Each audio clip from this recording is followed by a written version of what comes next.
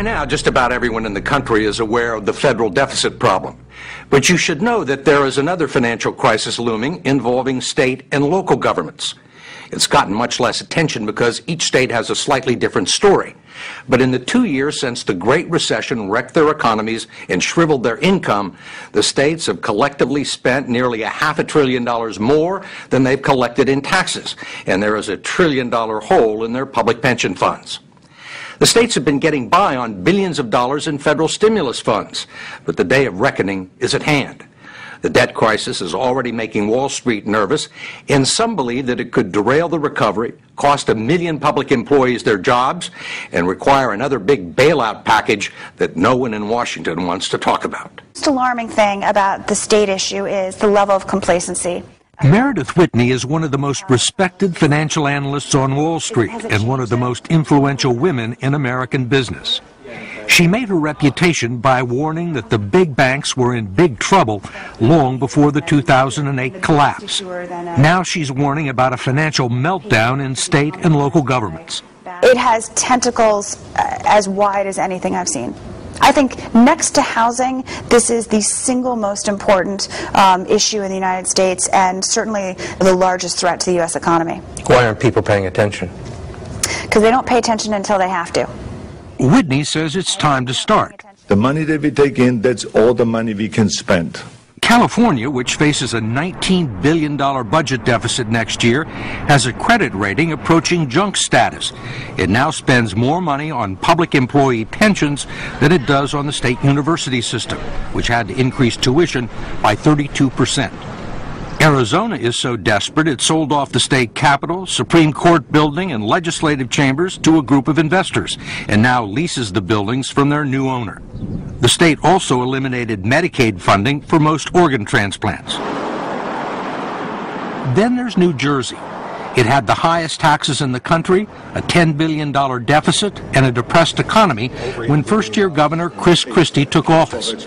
But after looking at the books, he decided to walk away from a long-planned and much-needed project with New York and the federal government to build a rail tunnel into Manhattan. It would have helped the economy and given employment to 6,000 construction workers. Lots of jobs. Yeah. I cancel it. I mean, listen, the bottom line is, I don't have the money. And you know what? I can't pay people for those jobs if I don't have the money to pay them. Where am I getting the money? I don't have it. I literally don't have it. Is this going on all over the country? Yes. Of course it is. It's not like you can avoid it forever, because it's here now.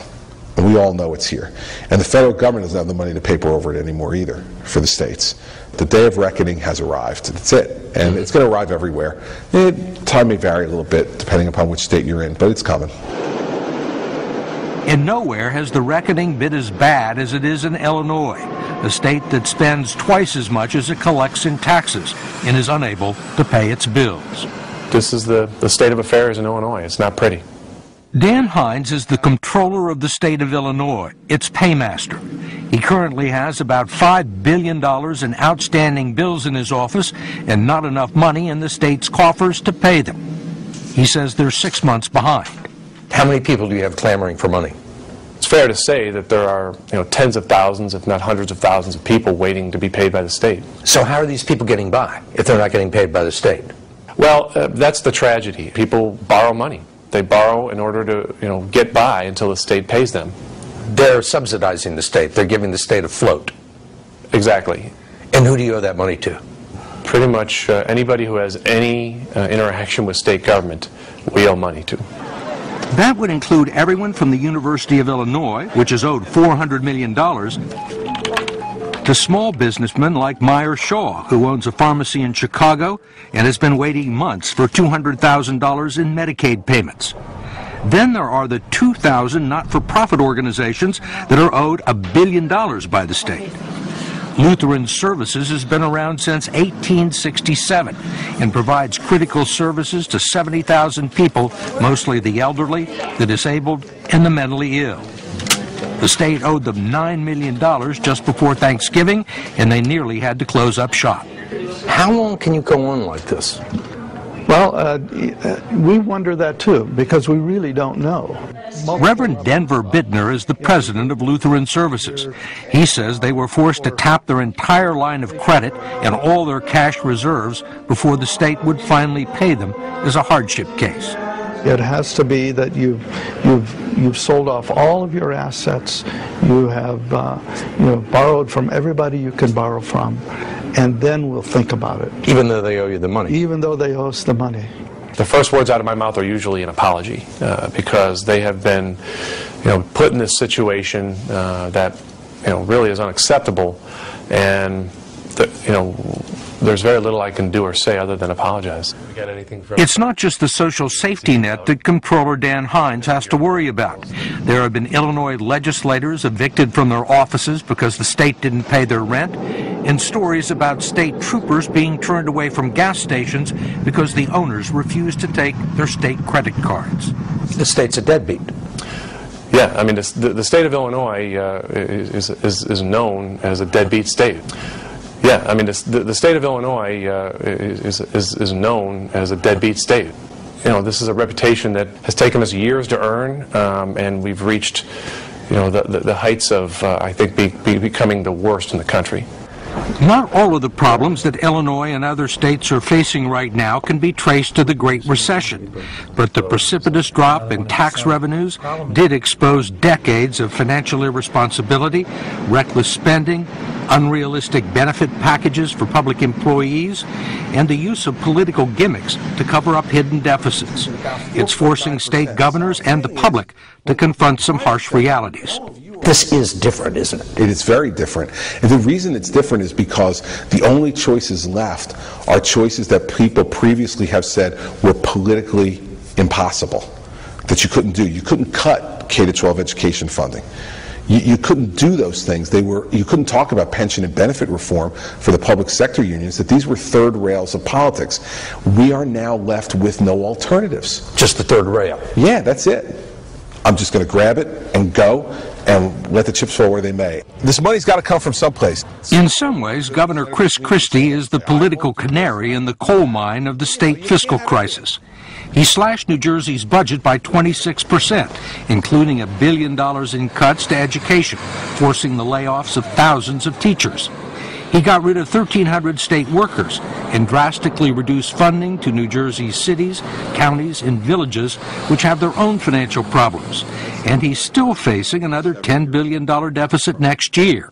Long term, the situation is much, much worse.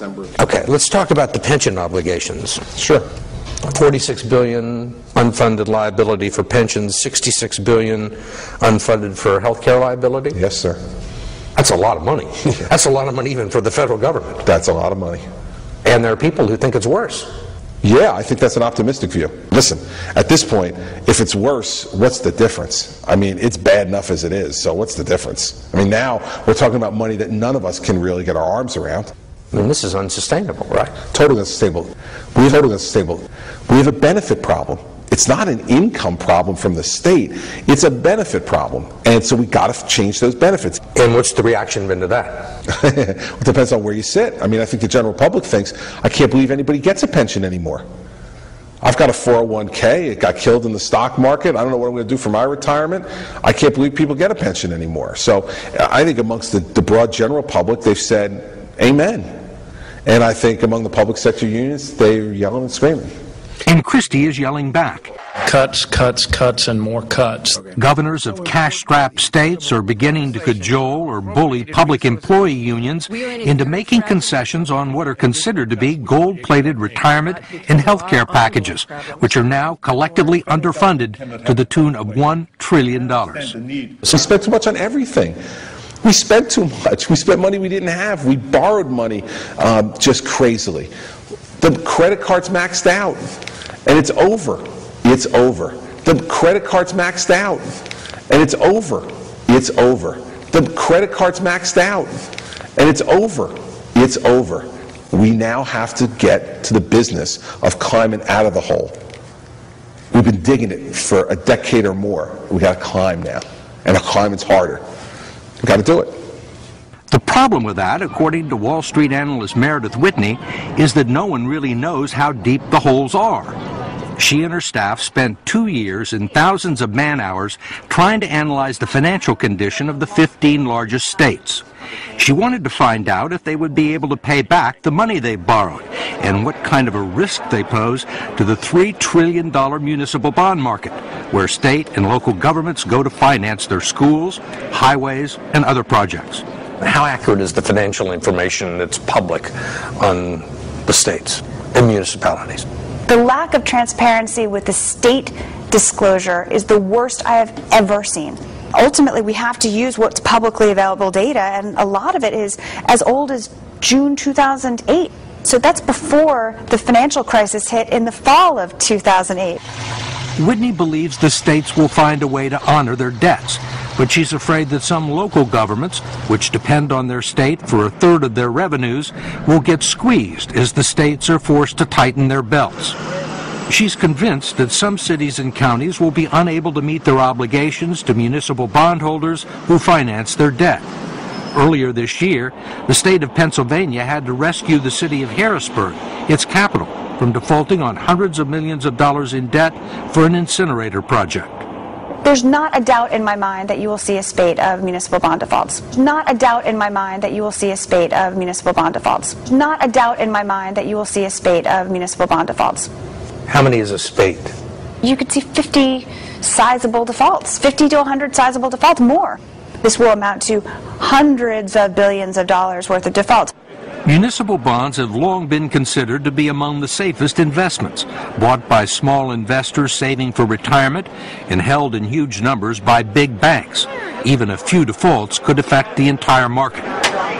Right now, the big bond rating agencies like Standard & Poor's and Moody's, who got everything wrong in the housing collapse, say there's no cause for concern, but Meredith Whitney doesn't believe it.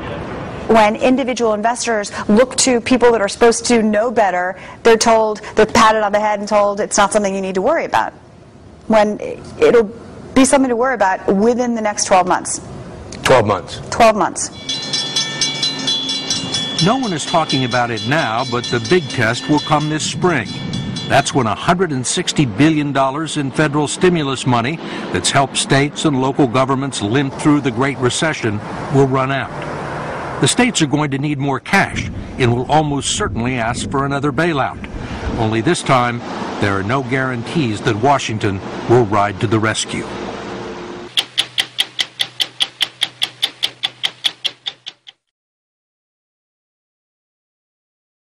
We are going to default on the national debt of the United States of America. I'm not talking about raising the debt limit, which you're hearing so much about. We are going to default on the national debt of $14 to $15 trillion. That's just in passing. Raise the debt limit or not. It really doesn't matter with them because there's going to be a default on the national debt regardless. Hi, my name is Hal Turner, and up until July 30th of this year, I hosted one of the most controversial radio shows anywhere on planet Earth through my website, halturnershow.com. At the end of July, I was under so much pressure from the media, special interest groups, and the federal government that I just couldn't sustain the show anymore. They used every tactic possible to get me off the air because I was revealing information that they didn't want the public to know. Earlier this week, I published on my blogspot, which is halturnershow.blogspot.com, a story that the United States government shipped 800 billion Ameros